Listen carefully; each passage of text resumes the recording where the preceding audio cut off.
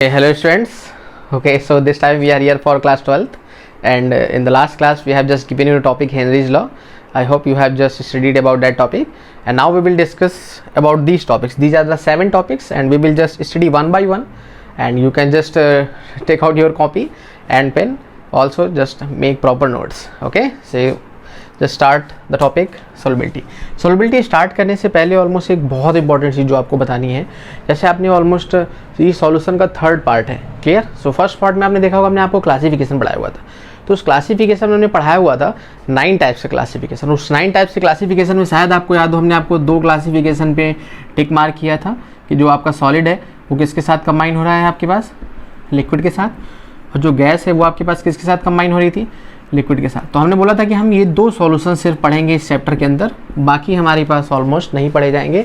तो इन 2 पे वर्कआउट करना है, और इन्हीं 2 से आपके पास सोलबिलिटी आएगी, इन्हीं 2 से आपके पास हेनरीज लॉ आएगा. बात समझ में आ रही है आपके पास.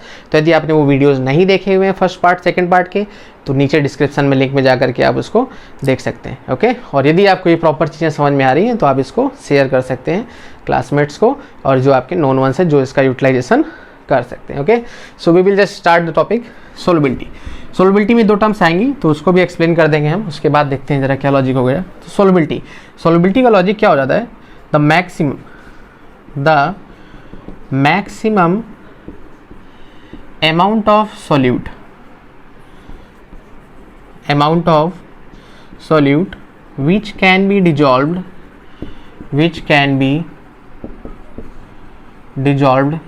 in 100 gram of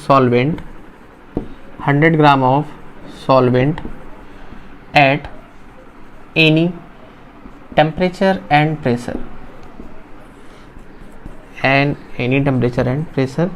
is called its solubility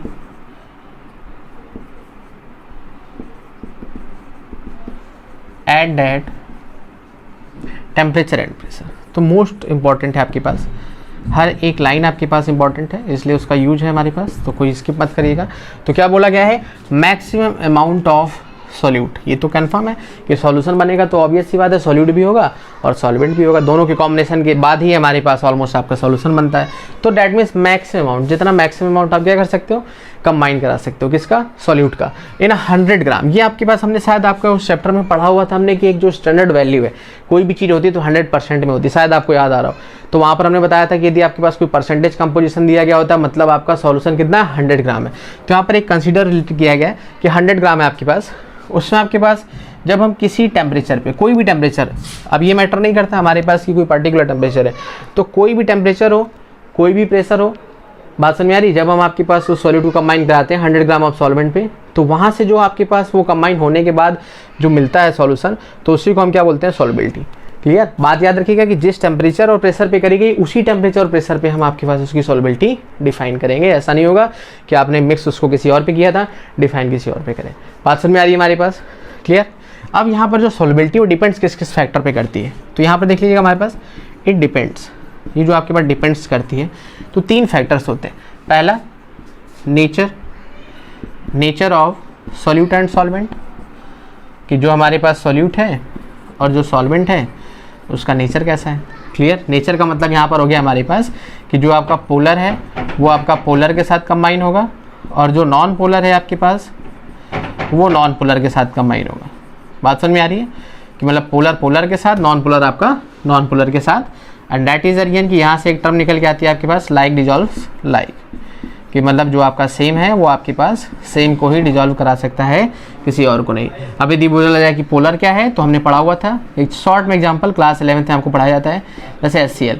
तो यदि आपके पास सपोज कि 2 एटम्स हैं, उसमें से किसी एक की इलेक्ट्रोनेगेटिविटी ज़्यादा है, तो डायपोल की डायरेक्शन उसी की तरफ हो जाती है. तो जब इलेक्ट्रोनेगेटिविटी डिफरेंस आकर करता है तो वो आपका पोलर होता है, और यदि आपके पास इलेक्ट्रोनेगेटिविटी डिफरेंस आकर नहीं करता है, कहने का मतलब सेम है, दोनों की इलेक्ट्रोनेगेटिविटी सेम है, तो यहाँ पर आपके पास वो मॉलिक्यूल कैसे हो जाते हैं, नॉन पोलर. तो यदि आपके पास बोला जाए तो पोलर वाला पोलर के साथ कंबाइन होगा, नॉन पोलर वाला नॉन पोलर के साथ. कहने का मतलब ये हो गया कि यदि हम बात करें आपके पास वाटर की, तो वाटर कैसा है आपके पास, पोलर.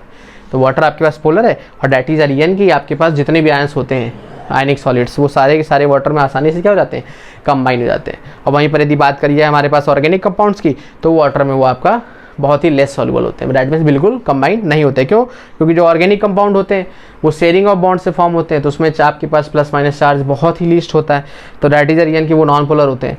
लेकिन आपके पास जो आयनिक सॉलिड्स होते हैं वो आपका प्लस माइनस चार्ज से फॉर्म होते हैं, तो वो आपके कैसे होते हैं, पोलर होते हैं। तो पोलर पोलर के साथ कंबाइन होगा, नॉन पोलर के साथ। तो यदि आपका सॉलिड भी पोलर है, सॉल्वेंट भी पोलर है, तो आसानी से सोल्यूबल हो जाएगा। ये नॉन पोलर है, ये नॉन पोलर, तो आसानी से सोल्यूबल हो जाएगा। लेकिन डिफरेंट है तो वो आपका सोल्यूबल नहीं होंगे या लीस्ट सोल्यूबल होंगे किसी कंडीशंस पे। दूसरा होता है हमारे पास टेम्परेचर, टेम्परेचर ऑफ सॉल्यूशन। कहने का मतलब कि आपके पास जो सॉल्यूशन है उसका आपके पास टेम्परेचर कैसा है। तो इसमें ध्यान रखिए बहुत इंपॉर्टेंट कंडीशन हमारे पास, इसमें दो केसेस कि यदि सपोज करो हमने आपके पास सॉल्यूट को सॉल्वेंट के साथ कंबाइन कराया और हीट आपके पास बाहर निकली, बात समझ में आ रही, मतलब हीट रिलीज हुई। तो हमने क्या पढ़ा हुआ है कि यदि आपके पास हीट रिलीज होती है, इसका मतलब डेल्टा एच की वैल्यू कैसी है, नेगेटिव। और जब डेल्टा एच की वैल्यू आपके पास नेगेटिव होती है मतलब रिएक्शन कैसी होती है, एक्जोथर्मिक। क्लियर?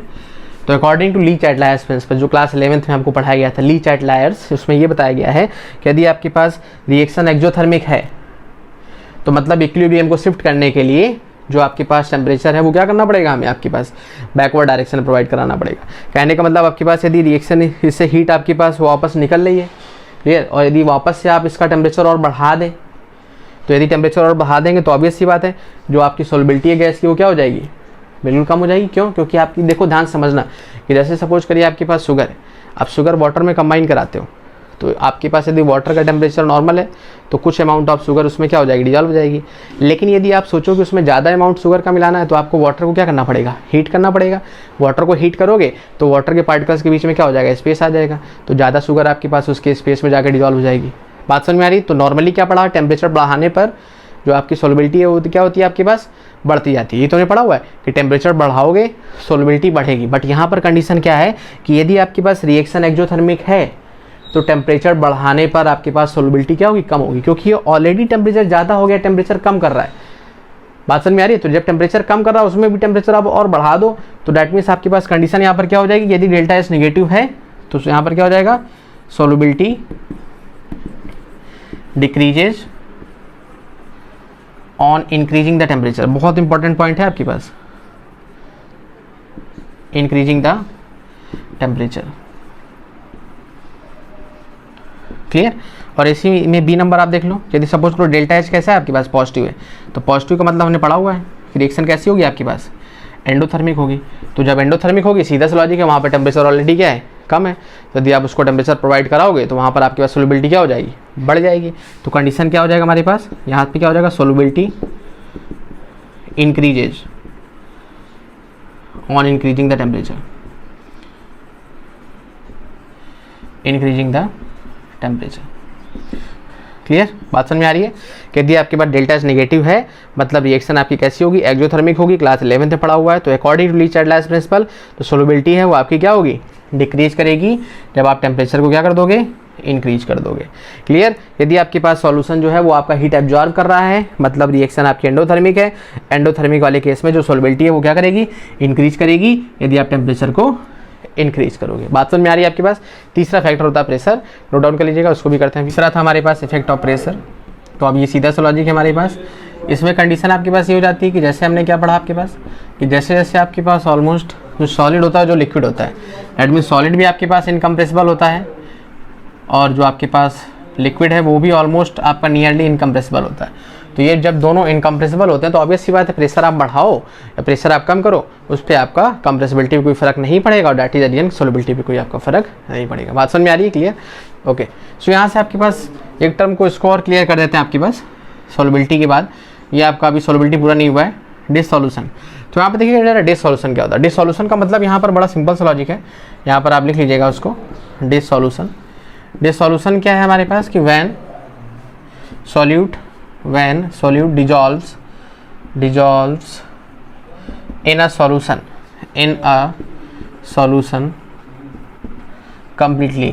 क्लियर? एक छोटी छोटी टर्म्स हैं जो आपके पास ऑलमोस्ट बोर्ड एग्जाम में पूछ ली जाती हैं। तो ये क्या है आपके पास कि जब आपके पास कोई सॉल्यूट होता है, जब वो आपका डिजॉल्व हो जाता है किसी सॉल्यूशन में कंप्लीटली हमारे पास सॉल्वेंट के साथ, तो हम उसको कह सकते हैं क्या है, वो आपका डिसॉल्यूशन। और यदि हम इसी में बात करते हैं आपके पास क्रिस्टलाइजेशन की, तो क्रिस्टलाइजेशन देख लीजिए, हमारे पास ये टर्म्स पूछी गई हैं, इसलिए आपके पास इसको हम एक्सप्लेन कर रहे हैं। तो ये आपके पास है क्रिस्टलाइजेशन। तो क्रिस्टलाइजेशन हमारे पास हो जाता है क्या, the separation of solute from solution. Clear, बात समझ में आ रही है कि जब हम आपके पास क्या कर देते हैं, आपके पास जो क्रिस्टलाइजेशन है, क्रिस्टलाइजेशन में हम क्या कर देते हैं कि जो सॉल्यूट है उसको सॉल्यूशन से क्या कर देते हैं, आपके पास सेपरेट कर देते हैं। माइन हो गया तो डिसॉल्यूशन, और दी अलग हो गया तो आपका क्रिस्टलाइजेशन। फिर देख लेते हैं सैचुरेटेड और अनसैचुरेटेड। तो यहाँ पर देख लीजिएगा सैचुरेटेड, तो ये जो सैचुरेटेड सॉल्यूशन है हमारे पास, सिंपल सा लॉजिक यहाँ पर समझिएगा। हमारे पास हमने क्या बताया आपके पास, जैसे सपोज करिए आपके पास शुगर है, क्लियर। अब आप शुगर को किस में मिला रहे हो, मिल्क में। एक छोटा सा एग्जांपल लेते हैं, जैसे बहुत से लोग ऑलमोस्ट मिल्क पीते हैं, है ना, तो उसमें देखते हैं मम्मी से बोलते हैं मम्मी शुगर डालिए इसमें। तो उसका लॉजिक समझिएगा हमारे पास क्या है। शुगर से क्या होता है कि कभी आपके पास सपोज करो आप पीते हो, कम मीठा लगता है तो आप बोलते हो मम्मी और शुगर डाल दो, लेकिन इसी चक्कर में ऑलमोस्ट कभी कभी ऐसा होता है कि शुगर ज़्यादा हो जाती है, और जब शुगर ज़्यादा हो जाती है तो पूरा दूध आप जब फिनिश करते हो, पूरा मिल्क फिनिश करते हो, तो आप क्या देखते हो कि बॉटम में शुगर फिर भी रिमेनिंग रह गई थी। तो आपके माइंड में आता है कि यार ये शुगर उसमें डिजॉल्व क्यों नहीं हुई। लॉजिक समझ में आ रहा है हमारे पास। तो ऐसा नहीं है कि आप ज़्यादा शुगर डालोगे तो वो आपका और मीठा होता चला जाएगा। दैट मीन्स कंडीशन क्या है, ध्यान समझिएगा कि जो शुगर है जब आपने उसको कंबाइन कराया मिल्क में, तो दैट मीन्स मिल्क के पार्टिकल्स के बीच में स्पेस था, तो उस स्पेस को शुगर के पार्टिकल्स ने क्या कर लिया, ऑलमोस्ट कवर कर लिया। यदि थोड़ा सा स्पेस और बचा था, आपने और शुगर मिला दी, उसको भी कवर कर लिया। लेकिन यदि अब आप और ज़्यादा शुगर मिलाते जाओगे तो आपके पास स्पेस तो कवर हो चुका है, तो अब वो शुगर क्या होगी, बॉटम में जाकर के बैठती जाएगी। दैट मीन्स वो आपका उसमें डिजॉल्व नहीं होगी, वो पीपीटी फॉर्म में नीचे आपका बैठी रहेगी। लॉजिक समझ में आ रहा है। तो दैट मीन्स आपके पास maximum amount of solute, clear, which can be dissolved. Logic समझ में आ रहा है कि वो ज़्यादा से ज़्यादा आपका अमाउंट सॉल्यूट का जो मिलाया जा सकता है किसी सॉल्वेंट पे at any fix temperature and pressure is called saturated solution. बात समझ में आ रही है हमारे पास। तो लिखिए हमारे पास maximum amount of solute, maximum amount of solute which can be dissolved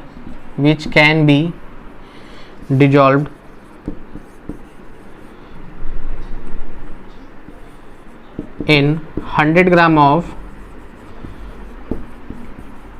solvent at fixed temperature and pressure। Clear कि मतलब आपके पास एक फिक्स टेम्परेचर और प्रेशर पे जो मैक्सिमम अमाउंट ऑफ सॉल्यूट मिलाया जा सकता है उसी को हम बोलते हैं सैचुरेटेड। क्लियर।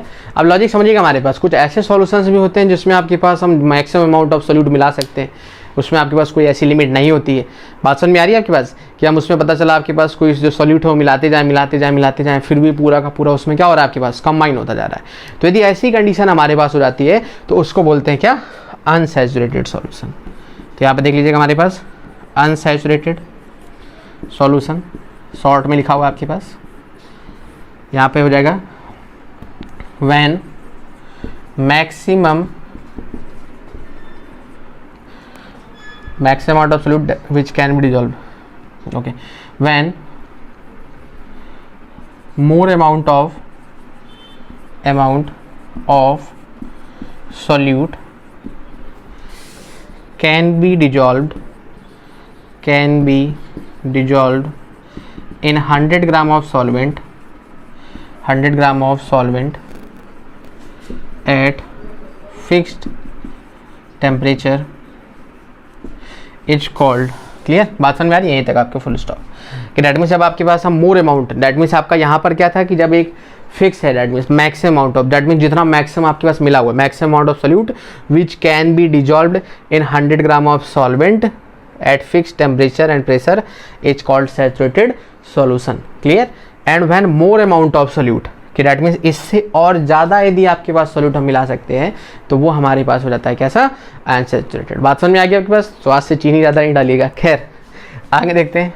तो ये आपके पास हो गया almost saturated and unsaturated. Crystallization भी हो गया, सॉल्युबिलिटी भी हो गया, सॉरी डिसॉल्यूशन भी हो गया। सॉल्युबिलिटी आपके पास इफेक्ट ऑफ प्रेशर हमने आपको बता दिया कि प्रेशर आपके पास उस पर कोई इफेक्ट नहीं डालता है जब आपका सॉल्यूट सॉलिड हो और सॉल्वेंट आपका लिक्विड हो, क्लियर, तब वहाँ पर आपका वो कोई इफेक्ट नहीं डालता है, क्योंकि चाहे सॉलिड हो चाहे लिक्विड हो दोनों अप्रॉक्सीमेट क्या है आपके पास, इनकम्प्रेसिबल है। लेकिन जब गैस आती है तो वो जरूर इफेक्ट डालती है आपके पास, गैस तो बहुत ज़्यादा इफेक्ट डाली, क्लियर। सो नोट डाउन कर लीजिएगा। स्टार्ट हेनरीज लॉ से पहले आपके पास यहाँ पर क्या हो जाएगा, आपके पास वही लॉजिक जो अभी ने बताया कि अब आपके पास जो गैस है वो किस में कंबाइन होगा, आपके पास लिक्विड में, कि मतलब आपके पास इस टाइप की सॉल्युबिलिटी होगी, that means gas in a liquid. तो हम कह सकते हैं कि ये जो प्रोसेस है आपके पास एक तरीके से क्या है, आपके पास डिसॉल्यूशन है, और हम ये भी कह सकते हैं कि ये जो प्रोसेस है आपके पास लॉस ऑफ हीट की वजह से होती है।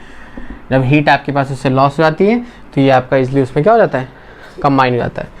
सेम कंडीशन यहाँ पर भी आपके पास कि जो सोल्युबिलिटी ऑफ गैस होती है आपके पास, solubility of gas in liquid, ये डिपेंड करती है आपके पास 3 फैक्टर्स पे। पहला आपके पास नेचर ऑफ गैस, कि कितना ज़्यादा हैवी है, कितना लाइट है, कितना डेंसिटी उसकी ज़्यादा है, कितना डेंसिटी उसकी कम है, क्लियर। दूसरा आता है आपके पास टेम्परेचर। तो अब ये टेम्परेचर का लॉजिक बहुत सिंपल सा है कि जैसे आपके पास सपोज करिए हमारे पास हम बात करें कोई ऑलमोस्ट सॉल्यूशन, क्लियर, अब उसमें गैस कंबाइंड है, तो अब लॉजिक समझिएगा जरा, हमारे पास टेम्परेचर यदि बढ़ाओगे तो जो गैस की काइनेटिक एनर्जी है वो बढ़ेगी, मतलब आपके पास टेम्परेचर बढ़ाने पर गैस के पार्टिकल्स का मोशन फास्ट हो जाएगा, तो मतलब वो सॉल्यूशन के अंदर नहीं रह पाएंगे। इसका मतलब साफ है कि टेम्परेचर बढ़ाओगे तो सोल्युबिलिटी क्या होगी, डिक्रीज करेगी। बात समझ में आ रही है हमारे पास, इसीलिए हमने आपको यहाँ पर पढ़ा है, शायद आपको याद हो, अभी हमने पढ़ा हुआ था इससे पहले कि जब डेल्टा एच आपके पास कैसा होता है, आपका निगेटिव होता है। तो जब डेल्टा एच निगेटिव होता है मतलब रिएक्शन आपकी एक्सोथर्मिक होती है, तो यहाँ से आपके पास क्या हो रहा है, हीट का लॉस हो रहा है, और जब हीट का लॉस हो रहा है तो रिएक्शन आपके पास कैसी है, आपके पास एक्सोथर्मिक है। तो जब रिएक्शन आपके पास एक्सोथर्मिक होती है, कौन सी, जब गैस आपका कंबाइन होती है किसमें, लिक्विड में, क्लियर, रिएक्शन आपकी एक्सोथर्मिक होती है। तो दैट मीन्स आपके पास जैसे टेम्परेचर आप बढ़ाओगे और रिएक्शन एक्सोथर्मिक है तो सोल्युबिलिटी क्या हो जाएगी, डिक्रीज कर जाएगी। वही लॉजिक हमने आपको बताया भी आपका कि यदि आप टेम्परेचर बढ़ाएंगे तो सोल्युबिलिटी डिक्रीज होनी है, क्योंकि पार्टिकल्स जो हैं उनका मोशन क्या हो जाएगा, फास्ट हो जाएगा। आप ऐसे समझ सकते हो यदि आपको ये थोड़ा सा टिपिकल लग रहा है। हालांकि ये आपका केमिस्ट्रिक लैंग्वेज है, बट ये थोड़ा सा कॉमन लैंग्वेज कि यदि आपके पास टेम्परेचर प्रोवाइड कराएंगे, गैसेज के पार्टिकल्स को काइनेटिक एनर्जी मिलेगी जिससे उनका मोशन फास्ट हो जाएगा, जिसकी वजह से आपके पास वो सॉल्यूशन में नहीं रह पाएंगे और सोल्युबिलिटी उसकी डिक्रीज कर जाएगी। बात समझ में आ रही है हमारे पास। तो यहाँ से आपके पास जो पहला आपके पास हो गया, पहला हमारे पास क्या हो गया, nature of gas, nature of gas already बता दिया हमने आपके पास। दूसरा हमारे पास क्या था, टेम्परेचर। तो ये चीज़ आपको याद रहनी, टेम्परेचर यदि आप बढ़ाएंगे तो जो सोल्युबिलिटी है वो आपके पास क्या हो जाएगी, कम हो जाएगी। जो आपके पास सोल्युबिलिटी है वो आपके पास कम हो जाएगी, क्लियर। ये फैक्टर आप यहाँ से इसको देख सकते हैं। तीसरा हमारे पास आता है आपके पास प्रेशर वाला। तो बस यहीं से आपके पास कंडीशन स्टार्ट हो जाती है। उससे पहले थोड़ा सा हम आपके पास और देख लेते हैं। तो अब इसमें कंडीशन हमारे पास ये होती है कि जैसे जो आपके पास ऑलमोस्ट एक्वाटिक एनिमल्स होते हैं, तो जो वाटर होता है आपके पास, वाटर में 9 ppm ऑक्सीजन रहती है आपके पास एट 20 डिग्री सेल्सियस। बात समझ में आ रही है। तो ये भी आपके पास एग्जांपल किसका है, सोल्युबिलिटी का। कि यदि टेम्परेचर आप बढ़ा दोगे तो आपके पास सोल्युबिलिटी क्या हो जाएगी, कम हो जाएगी। तो यहाँ से एक छोटा सा कॉन्सेप्ट और आ रहा होगा माइंड में कि आपको शायद याद हो या आपने ऑलमोस्ट ऐसा कभी सुना हो कि जो एक्वेटिक एनिमल्स होते हैं मोस्ट ऑफ द आपके पास ऑलमोस्ट सरफेस पर नहीं रहते हैं, वो डेप्थ पे रहते हैं। तो आप सोचो कि डेप्थ में तो पानी ठंडा रहता है इसलिए रहते हैं, तो वही तो लॉजिक है। डेप्थ में टेम्परेचर कम रहता है, तो जब टेम्परेचर कम रहता है तो ऑब्वियस सी बात है ज़्यादा ऑक्सीजन वहाँ पर रहती है, क्योंकि हमने यही तो पढ़ा कि टेम्परेचर कम होगा तो सोल्युबिलिटी ज़्यादा होगी, मतलब ज़्यादा ऑक्सीजन होगी। लेकिन यदि टेम्परेचर ज़्यादा होगा तो सोल्युबिलिटी कम होगी, तो सरफेस पे टेम्परेचर ज़्यादा होता है तो ऑक्सीजन की सोल्युबिलिटी कम हो जाती है, जिसकी वजह से प्रॉपर ऑक्सीजन नहीं मिल पाती और इसलिए सरफेस पे रहते नहीं है। लॉजिक समझ में आ रहा है हमारे पास।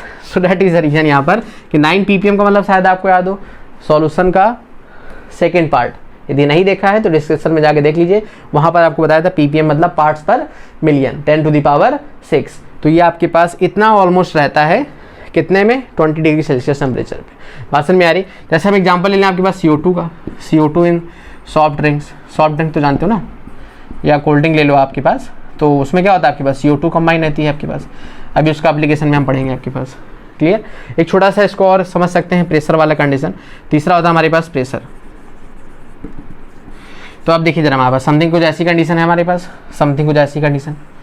अब यहाँ पर आपके पास ऑलमोस्ट ये आपका लिक्विड है, क्लियर। ये क्या है हमारे पास, लिक्विड है, और हम इसी में आपके पास ऑलमोस्ट ये जो है ये आपके पास क्या है, ये आपके पास गैस, क्लियर। और ऊपर क्या लगा हुआ हमारे पास, ऊपर आपका एक ऑलमोस्ट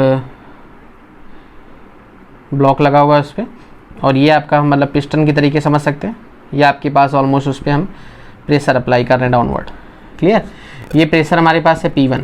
सेम कंडीशन यहाँ पर है हमारे पास, यहाँ पर भी समथिंग कुछ ऐसी कंडीशन है, यहाँ पर भी आपके पास समथिंग ये है, ये आपके पास ऑलमोस्ट कुछ ऐसी कंडीशन, यहाँ पर कुछ इसके अंदर हम ऐसे बना दें। ओके,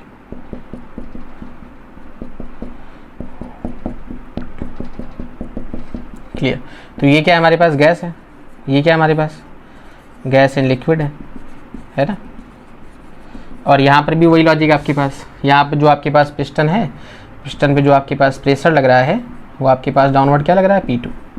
हम कंडीशन बोल रहे हैं कि P1 आपके पास लेस है किससे, P2 से। याद रखिए कंडीशन को, याद रखिए कंडीशन इंपॉर्टेंट है। प्रेशर आपके पास क्या है, कम है, तो मतलब यदि ये प्रेशर कम है तो मतलब पिस्टन जो इस पर प्रेशर लगा रहा है गैस पे वो कम प्रेशर है। तो जब गैस पे प्रेशर कम लग रहा है तो ऑब्वियस सी बात है गैस कंप्रेस कम होगी। जब कंप्रेस कम होगी तो जो आपके पास डिजॉल्व हो रही है हमारे पास, बात समझ में आ रही है, या सॉरी लॉजिक इसमें समझिएगा हमारे पास, इसको हमें ज़्यादा करना था। हाँ, तो यदि ये ज़्यादा है हमारे पास प्रेशर, बात समझ में आ रही है, तो जब इसको ये कंप्रेस करेगा तो ज़्यादा से ज़्यादा गैस आपके पास कंप्रेस होगी, और जब कंप्रेस होगी तो वो कहाँ चली जाएगी हमारे पास, मोस्ट ऑफ द आपका पार्ट किस में कम मानी जाएगा, लिक्विड में। लेकिन यहाँ पर यदि प्रेशर कम है तो जब प्रेशर कम है तो जो आपकी गैस है वो कम कंप्रेस होगी, और जब कम कंप्रेस होगी तो कम पार्ट उसका यहाँ पर आ पाएगा, ज़्यादा से ज़्यादा पार्ट कहाँ रहेगा, ऊपर रहेगा।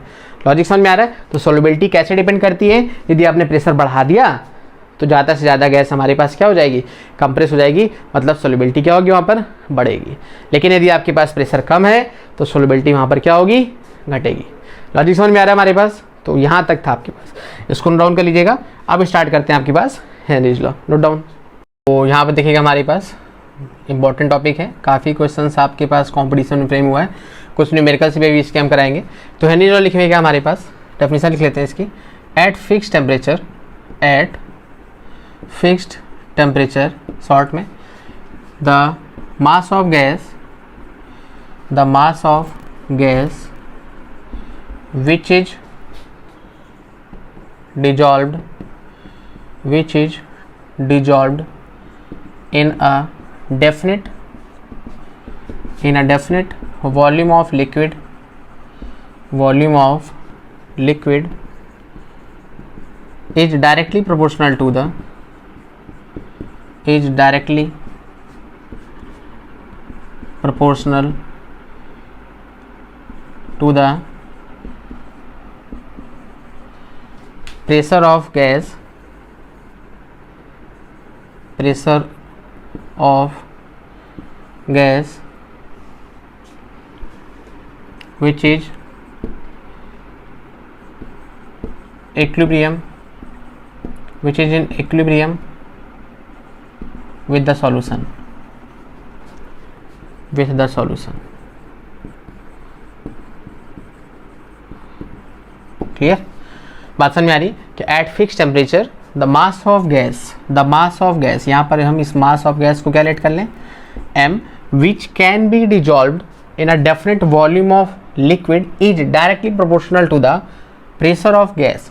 क्लियर, कि जो हमारे पास प्रेशर ऑफ गैस है वो आपके पास किस पे हो, इक्विलिब्रियम में हो विद द सॉल्यूशन। लॉजिक समझ में आ रहा है हमारे पास कि दैट मीन्स आपके पास प्रेशर ऑफ गैस जो आपके पास है इसको हमने क्या लेट कर लिया, प्रेशर ऑफ गैस को हमने लेट कर लिया आपके पास P,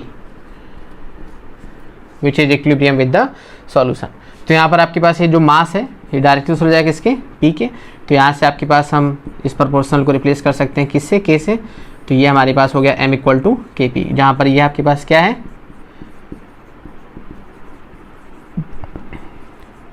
प्रोपोर्शनैलिटी कांस्टेंट है। क्लियर। अब ये जो आपके पास प्रेशर ऑफ गैस है, मतलब partial pressure of gas, partial pressure of gas can be expressed, या gas is directly proportional to the, directly proportional to the mole fraction of gas. ठीक है, कि मतलब जो आपके पास पार्शियल प्रेशर होता है किसी भी गैस का, तो वो आपके पास उसके मोल फ्रैक्शन की क्या होता है, आपका डायरेक्टली प्रोपोर्शनल होता है। Clear, mole fraction of gas. तो अब यहाँ पर देखिए इधर हमारे पास ये जो स्टेटमेंट है आपके पास, अब यहाँ से यदि हम आपके पास इसमें डिराइव करें एक्सप्रेशन को, तो एक्सप्रेशन क्या हो जाएगी हमारे पास, जो आपके पास प्रेशर है P, डायरेक्ट सोल्यूशन हो गया किसके, मोल फ्रैक्शन के। मोल फ्रैक्शन का सिंबल आपने पढ़ा हुआ है x। तो यहीं से हमारे पास इस प्रोपोर्शनल को हम हटा देते हैं और इसको रिप्लेस कर देते हैं किससे, KH से, जहाँ पर KH क्या आपके पास, KH है आपके पास हेनरीज कांस्टेंट, हेनरीज कांस्टेंट। ठीक, तो अब सिचुएशन देखिएगा इधर हमारे पास क्या है। अब आप बोल देखिएगा, अब यदि यहाँ पर आपके पास माइंड में आ रहा है कि सर ये आपने कहाँ से लिख दिया, तो इसके लिए हमको पढ़ाया गया था क्या, Dalton's law of partial pressure, है ना, Dalton's law of partial pressure. So यही तो डिफरेंस है आपके पास लाइव क्लास में और इसमें, कि इसमें जो चीज़ हम आपको बता देंगे आप वो समझ लोगे, और जो नहीं बताएंगे उसको आप नहीं पूछ पाओगे। सो यदि आपको ये चीज़ें ना आया करें तो ऐसा नहीं कि लाइव है या नहीं है, आप कमेंट बॉक्स में उसको प्रॉपर्ली पूछ सकते हैं। क्लियर, बात समझ में आ रही है। तो that means according to Dalton's law of partial pressure जो हमको क्लास 11th में पढ़ाया गया था, उसमें ये बताया गया था कि जो पार्शियल प्रेशर किसी भी गैस का होता है वो डायरेक्टली यूजफुल होता है किसके, जो मोल फ्रैक्शन होता है किसका, उस गैस का। क्लियर, तो यहाँ से आपके पास P इक्वल टू क्या आ गया, KH x, जहाँ पर KH को हमने क्या बोल दिया आपके पास, हेनरी कांस्टेंट। अब इसी में देखिएगा हमारे पास क्या कंडीशन हो गई, यदि हम इसी से आपके पास देखें कि जो आपके पास रिलेशन डिराइव हो रहा है P equal to KH x से, वहाँ से आप देख पा रहे होंगे कि जो KH है वो आपका मोल फ्रैक्शन के इनवर्सली प्रोपोर्शनल है। जैसे आपके पास समथिंग कुछ ऐसा लिखा हुआ है, तो यहाँ से यदि आप देखो तो P अपॉन KH ये क्या हो गया हमारे पास x, मतलब यहाँ से आप ये कह सकते हो कि KH आपके पास इनवर्सली प्रोपोर्शनल है किसके, मोल फ्रैक्शन के। तो लॉजिक समझिए किधर हमारे पास क्या, मोल फ्रैक्शन का मतलब हमारे पास ये है कि ये आपको ये बताएगा कि कितना amount of gas, clear, amount of gas, कितना अमाउंट ऑफ गैस हमारे पास क्या है आपके पास, डिजॉल्व है किसमें, सॉल्यूशन में। तो यदि हमारे पास KH इनवर्सली प्रोपोर्शनल होता, मतलब यदि आपके पास KH ज़्यादा हो गया, मतलब हेनरी कांस्टेंट ज़्यादा हो गया, तो ऑब्वियस सी बात है आपके पास मोल फ्रैक्शन कम हो जाएगा, मतलब सोलबिलिटी क्या हो जाएगी, कम हो जाएगी। बात समझ में आ रही है हमारे पास, लॉजिक समझ में आ रहा है। तो ये चीज़ आपको याद रखनी है कि यदि हमारे पास KH की वैल्यू ज़्यादा हो गई तो प्रेशर तो ज़्यादा होगा लेकिन आपका ये कम हो जाएगा। बात समझ में आ रही है हमारे पास, लॉजिक समझ में आ रहा है कि डैट मीन्स प्रेशर की वैल्यू ज़्यादा हो रही तो किसकी वजह से हो रही है, इसकी वजह से, इसकी वजह से नहीं हो रही है। तो डैट इज रीजन कि आपको याद रखना है कि यदि आपका हेनरी कांस्टेंट ज़्यादा है तो डैट मीन्स मोल फ्रैक्शन क्या होगा, कम होगा, डैट मीन्स सोलबिलिटी क्या हो जाएगी, डिक्रीज कर जाएगी। एज वेल एज यहाँ पर ये जो आपके पास होता है ये डिफरेंट डिफरेंट होता है। बात समझ में आ रही, डिफरेंट डिफरेंट होता है किसके लिए, सारी गैसेज के लिए। ऐसा नहीं कि सारी गैसेज के लिए फिक्स होता है, तो कोई गैस ज़्यादा सोलबल होती है, कोई कम सोलबल होती है। तो यहाँ पर वो टर्म आ गई आपके पास कौन सी, नेचर ऑफ गैस। क्लियर, कि डैट मीन्स आपके पास जिसका KH कम है वो ज़्यादा सोलबल होगी, जिसका KH ज़्यादा है वो कम सोलबल होगी। बात समझ में आ रही है हमारे पास। तो डैट इज रियल। तो यहाँ से एक चीज़ और हो जाती है कि आपका डायरेक्ट हो जाता है किसके, टेम्परेचर के। टेम्परेचर बढ़ाओगे तो आपके पास KH की वैल्यू भी क्या हो जाएगी, बढ़ जाएगी। और यही रीज़न होता है कि जो एक्वेटिक एनिमल्स होते हैं वो सरफेस पर नहीं रहते हैं, क्योंकि सरफेस पर टेम्परेचर ज़्यादा होता है तो KH ज़्यादा होगा तो सोलबिलिटी क्या हो जाएगी हमारे पास, कम हो जाएगी। बात समझ में आ रही है हमारे पास। इसी का एक ऑलमोस्ट यदि हम ग्राफ देख लें किसका, प्रेशर और मोल फ्रैक्शन का, किसके लिए, जब आपका HCl आपके पास गैस हो और साइक्लोहेक्सेन में, साइक्लोहेक्सेन तो जानते होगे ना आपके पास, साइक्लोहेक्सेन क्या हो जाता है, C6H12। तो जब साइक्लोहेक्सेन में आपके पास कंबाइन हो रही हो कितने में, 24 डिग्री सेल्सियस पे, तो ये आपका एक स्ट्रेट लाइन ग्राफ जाता है। क्लियर, यहाँ पर आपके पास क्या हो जाएगा, partial pressure of gas HCl किस में हो जाएगा आपके पास, टॉर पे, और यहाँ क्या हो जाएगा आपके पास, मोल फ्रैक्शन ऑफ HCl। तो हम इसको बोल देते हैं 500, आपके पास ये क्या हो जाता है आपके पास 1000, यहाँ पे क्या हो जाता है 0.010, यहाँ से आपका 0.020। तो ये नॉर्मली हम आपके पास एक ग्राफ बना सकते हैं। तो इस ग्राफ के थ्रू आपको ये समझ में आ रहा है कि जो आपका प्रेशर और मोल फ्रैक्शन का ग्राफ है वो कैसा जा रहा है आपके पास, स्ट्रेट लाइन जा रहा है आपके पास। तो इसका मतलब ये आपके पास ये वैल्यू किसकी मिल रही है, जो स्लोप आपके पास है ये आपके पास किसके लिए है, ये आपका हेनरी कांस्टेंट के लिए। बात समझ में आ रही है। तो पर्टिकुलर आपके पास सॉल्यूशन के लिए, पर्टिकुलर गैस के लिए जो KH है वो क्या रहता है आपके पास, कांस्टेंट रहता है। KH ज़्यादा होगा तो सोलबिलिटी क्या होगी, कम होगी। लॉजिक यहाँ से क्लियर है हमारे पास, क्लियर, नोट डाउन कर लीजिएगा इसके। तो यहाँ से आपके पास ये हेनरी लॉ यहाँ से फिनिश हो गया। तो इसके एप्लीकेशंस में ये बहुत इंपॉर्टेंट है, आपके पास पूछे जाते हैं आपके पास कहीं ना कहीं। तो पहला एग्जांपल लेते हैं आपके पास CO2 का, CO2 इन कोल्ड ड्रिंक्स में। क्लियर, तो इसको एक ऑलमोस्ट सिंपल से तरीके से आप समझ सकते हैं कि जो CO2 गैस है हमारे पास, यहाँ आप देख लीजिएगा हमारे पास क्या कंडीशन हो जाएगी, under high pressure, under high pressure and low temperature. Clear, कि प्रेशर हाई है, टेम्परेचर क्या है, low, solubility is high, solubility is high. Clear.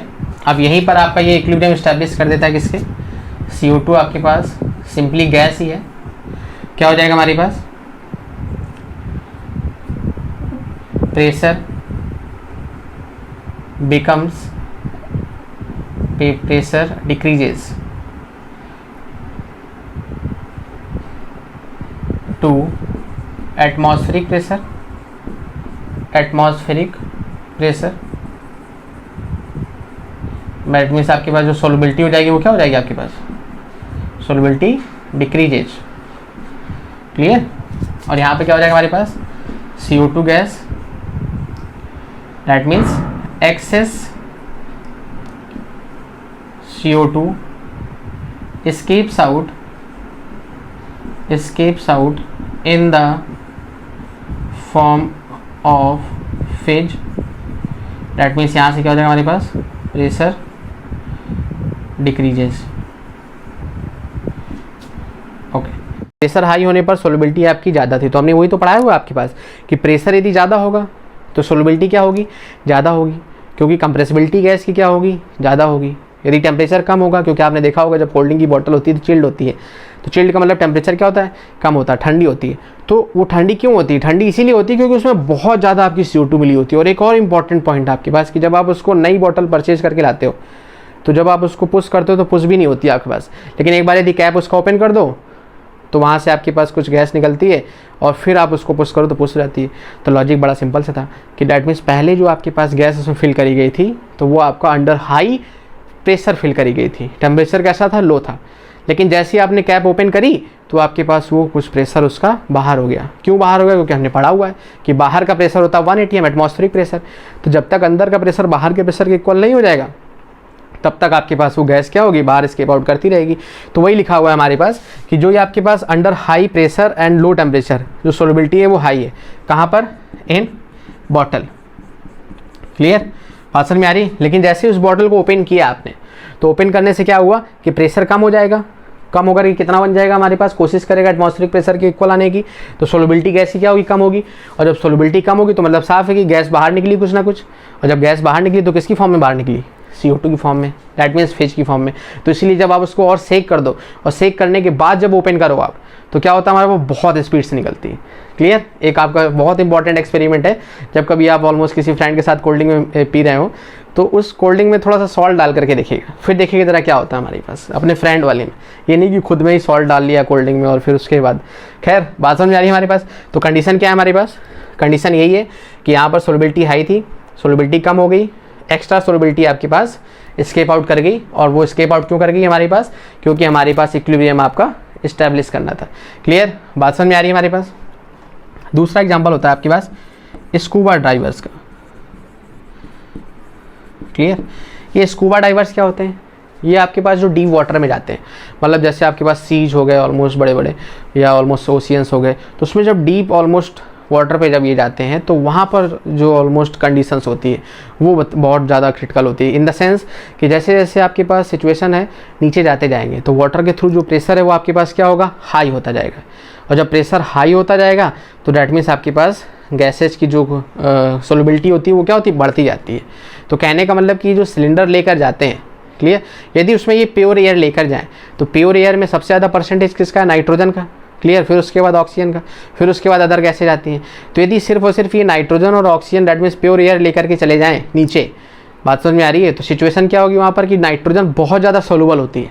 तो यदि आपके पास बहुत ज़्यादा सोलुबल होती है तो यदि नाइट्रोजन ज़्यादा सोलुबल हो गई, लॉजिक समझ में आ रहा है हमारे पास, तो वहाँ तो उनको कोई प्रॉब्लम नहीं होगी। लेकिन जैसे ये ऊपर आएंगे, बात समझ में आ रही है, तो ऊपर आने पर क्या होगा हमारे पास, इनकी बॉडीज में बेंड्स फॉर्म हो जाएंगे। क्या फॉर्म हो जाएंगे, बेंड्स। बेंड्स का लॉजिक समझिए जरा हमारे पास क्या होता है कि जब ये डीप वाटर में थे, प्रेशर हाई था, तो जो सिलेंडर इनके पास था उसमें जो नाइट्रोजन गैस थी उसका परसेंटेज ज़्यादा था, क्योंकि हम प्योर एयर की बात कर रहे हैं। तो प्योर एयर में हमने पढ़ा हुआ है अप्रॉक्सीमेट 78% क्या होती है, नाइट्रोजन होती है। तो ये आपके पास बहुत ज़्यादा है और ये मोस्ट सोलुबल होती है, मोस्ट सोलुबल गैस होती है। तो जब आपके पास ऑलमोस्ट वो डीप वाटर पे थे तो उनके ब्लड में क्या होगा, ये नाइट्रोजन बहुत ज़्यादा डिजॉल्व हो जाएगी। और जब बहुत ज़्यादा सोलुबल हो जाएगी तो नाइट्रोजन क्या करती है हमारे पास, जैसे जैसे ऊपर आते जाएंगे वो डाइवर्स, तो जो सोलबिलिटी है वो डिक्रीज होती जाएगी। और जब सोलबिलिटी डिक्रीज होगी तो ये बबल्स फॉर्म करने लगती है हमारे पास, बात समझ में आ रही है। और यही बबल्स क्या करते हैं आपके पास, ब्लॉक कर देते हैं आपके पास किसको, कैपिलरी को, जो कैपिलरी होती है उसको वो ब्लॉक करने लगते हैं, और जब ब्लॉक करने लगते हैं हमारे पास तो जो ब्लड का सर्कुलेशन है वो क्या हो जाता है आपके पास, रुक जाता है। और जब ब्लड का सर्कुलेशन रुक जाता है तो डैट मीन्स आपके पास यहाँ पर लिख लीजिएगा stops blood circulation leads to bends. Clear, तो ये इंपॉर्टेंट पॉइंट है, ये चीज़ आपको याद रखनी है। बेंड्स तभी फॉर्म होते हैं जब आपके पास ब्लड का सर्कुलेशन क्या होता है, रुक जाता है। तो ये बबल्स फॉर्म करने लगता है, क्यों, क्योंकि इसकी सॉल्युबिलिटी क्या होती है, ज़्यादा हो जाती है ब्लड में, ऊपर आते आते प्रेशर क्या होता है, कम हो जाता है। तो जब वो पानी से बाहर आते तो मेन प्रॉब्लम जनरेट होती है हमारे पास। अंदर तो चले गए, कोई दिक्कत नहीं थी, बाहर आने के बाद उनको प्रॉब्लम शुरू हो जाती है। क्लियर, ये प्रॉब्लम ना हो यदि हम इसके लिए एक ऑलमोस्ट सॉल्यूशन करें।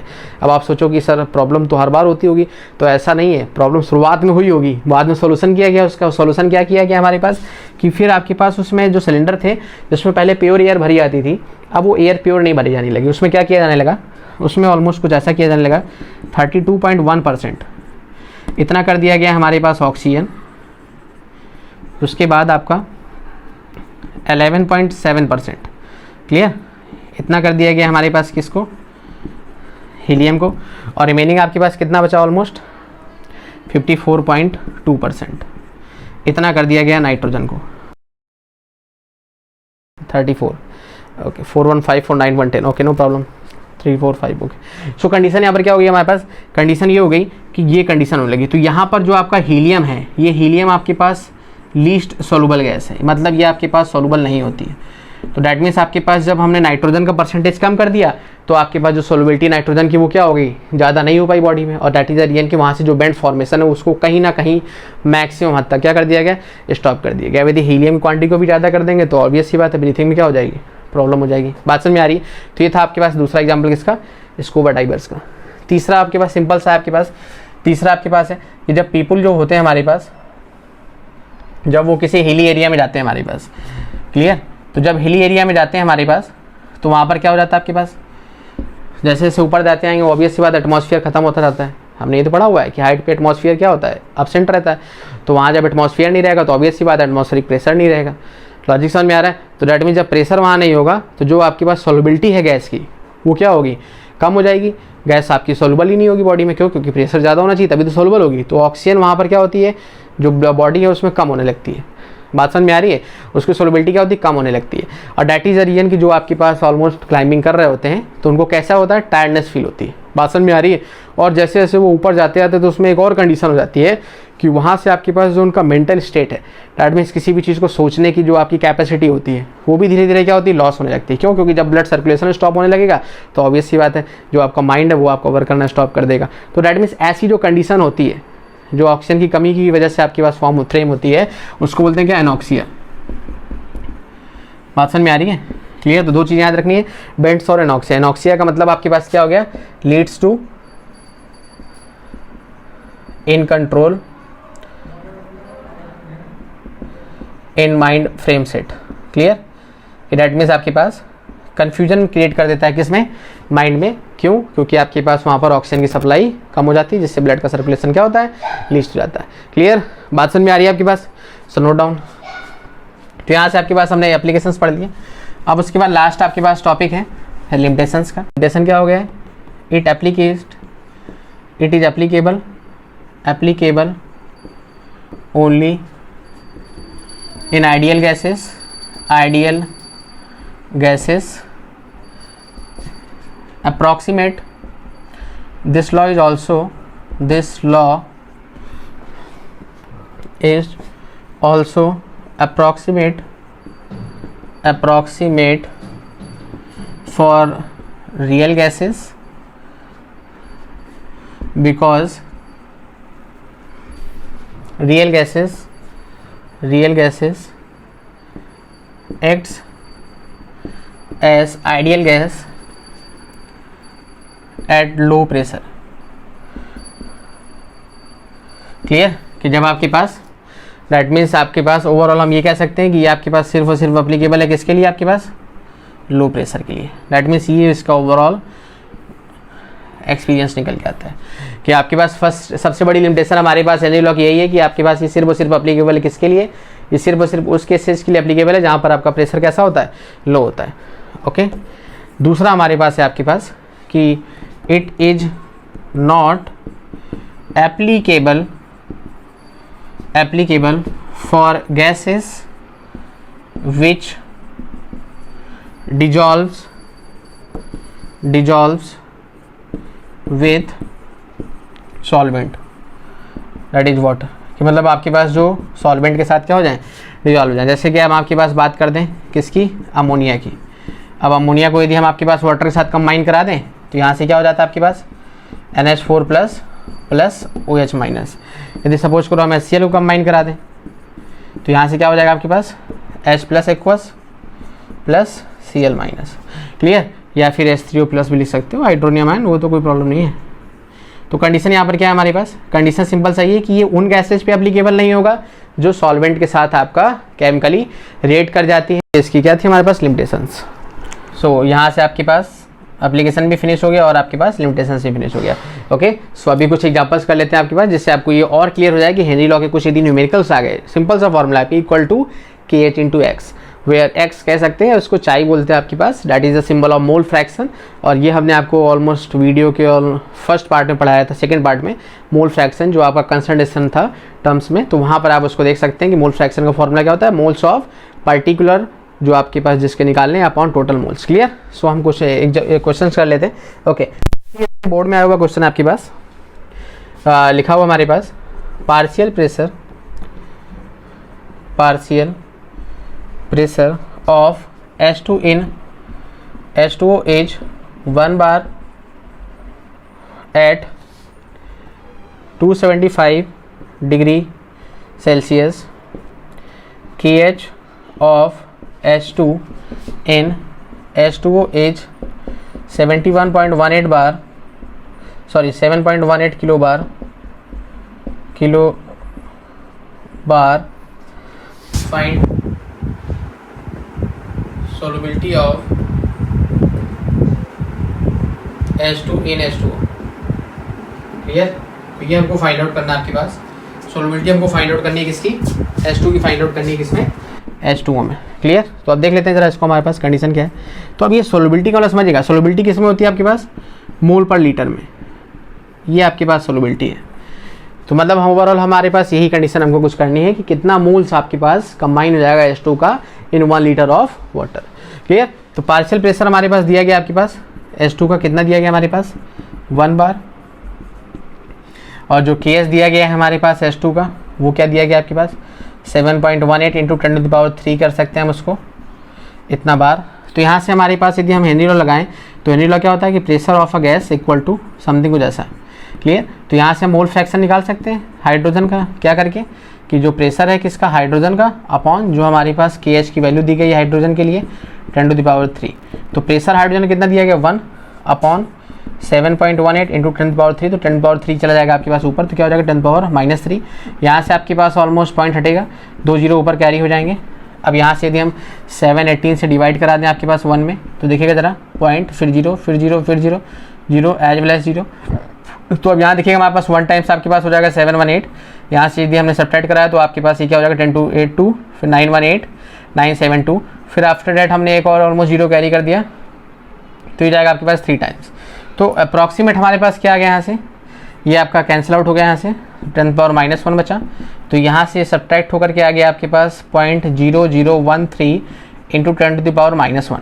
और यदि हम इसको 1.3 लिख दें, मतलब यहाँ पर हमने, क्लियर, तो साइंटिफिक नोटेशन हमने आपको पढ़ाया हुआ है, ऑलमोस्ट प्लेलिस्ट आप चेक कर सकते हैं वीडियोज़ की, उसमें एक टॉपिक है साइंटिफिक नोटेशन।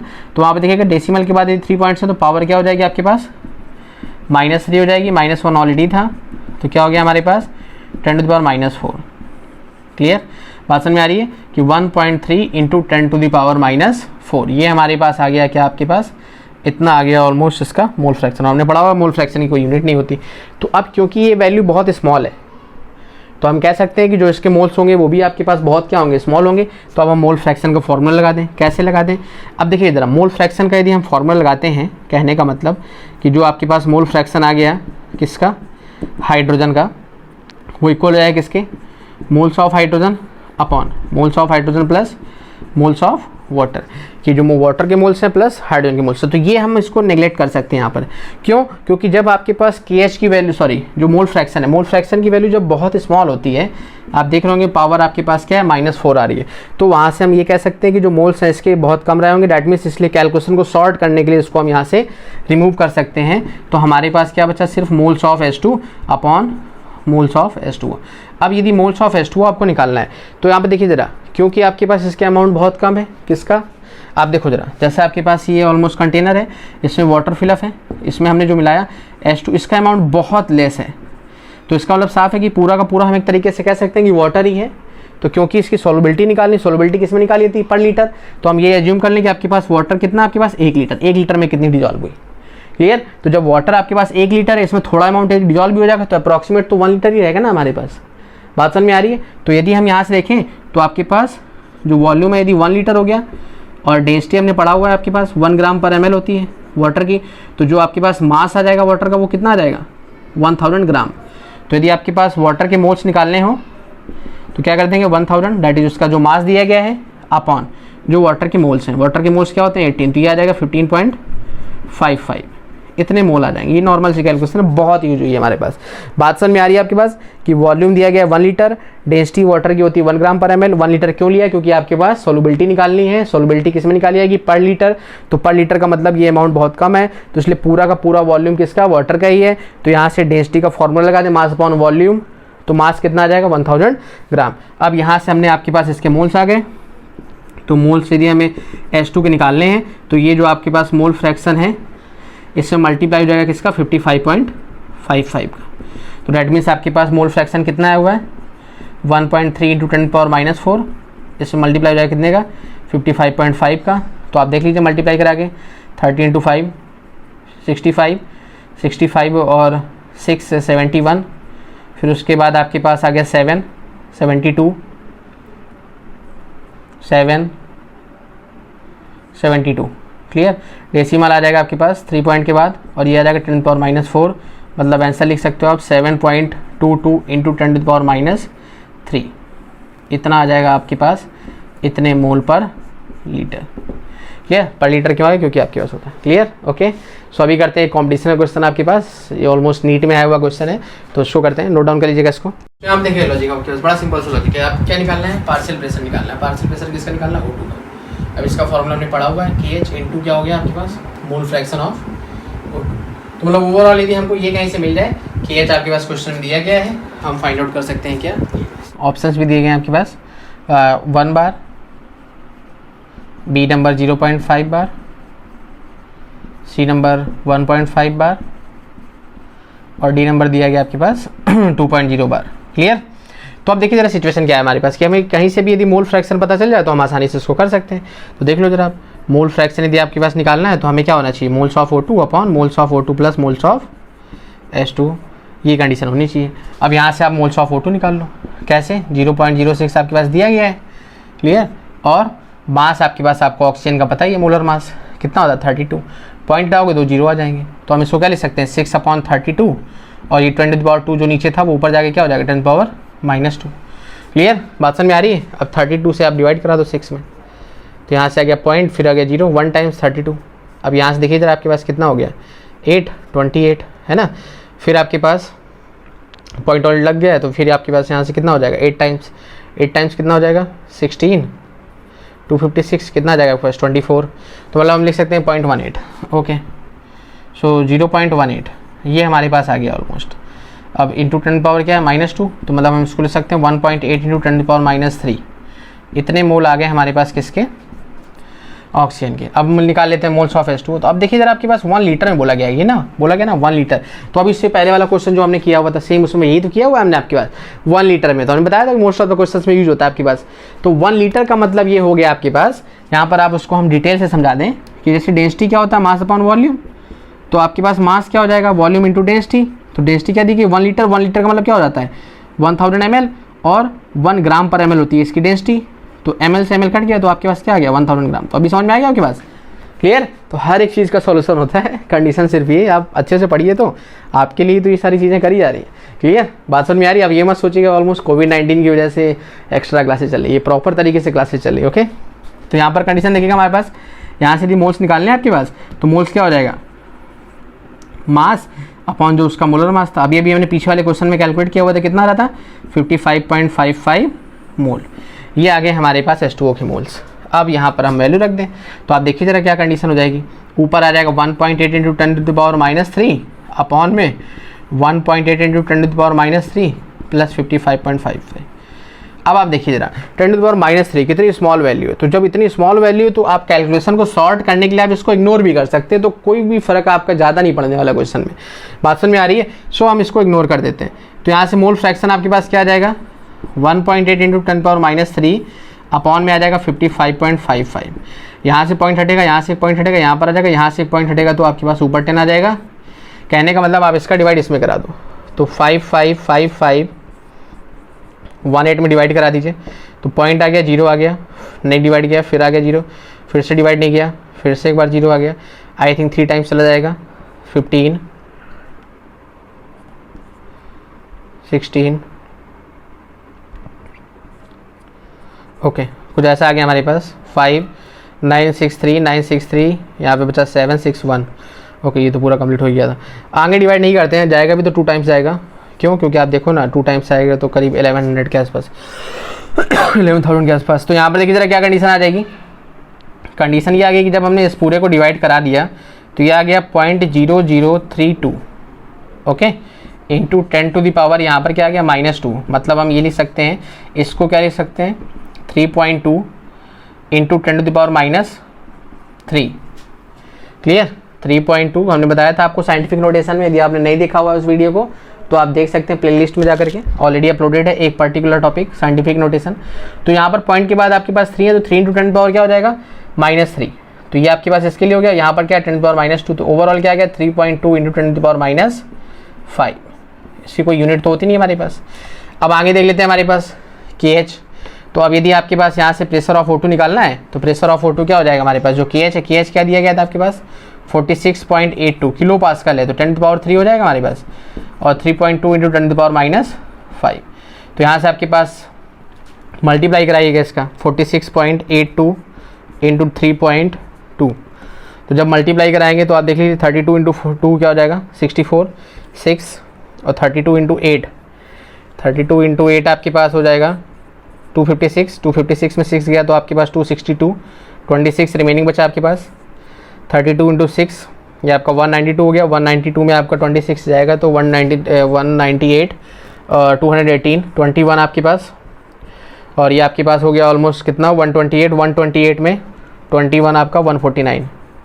तो अप्रॉक्सीमेट आपके पास यहाँ से कितना आ गया, डेसिमल आ गया आपके पास 3 पॉइंट पर, मतलब ये आ गया 149.824। क्लियर?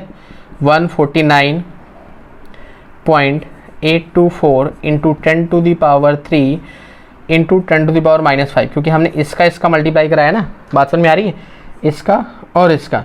अब इसको हम क्या लिख सकते हैं 1.49 into 1.49 into 10 to the power क्या लिख सकते हैं 2। इसको हटा सकते हैं हम आपके पास। ये क्या है 10 टू दी पावर 3 और ये क्या है 10 टू दी पावर -5, तो ये कैंसिल आउट हो गया। तो आंसर क्या आ गया हमारे पास 1.49, नियर अबाउट लिख सकते हैं क्या 1.5। क्लियर? सो ये हमारे पास सी नंबर ऑप्शन राइट हो जाएगा। Clear? Okay, so you can just note it down the question. अच्छा क्वेश्चन था आपके पास, ऐसे ही क्वेश्चन और भी आपको ऑलमोस्ट कराते रहेंगे। कुछ और खुद से भी प्रैक्टिस करिए, जो चीज़ें आपको नहीं समझ में आती हैं आप उसको बेफिक्र होकर के कमेंट बॉक्स पे उसको सेंड कर सकते हैं। Okay, so I hope you just like the video. If you just like the video आप इसको शेयर कर सकते हैं as usual. Okay, so be happy.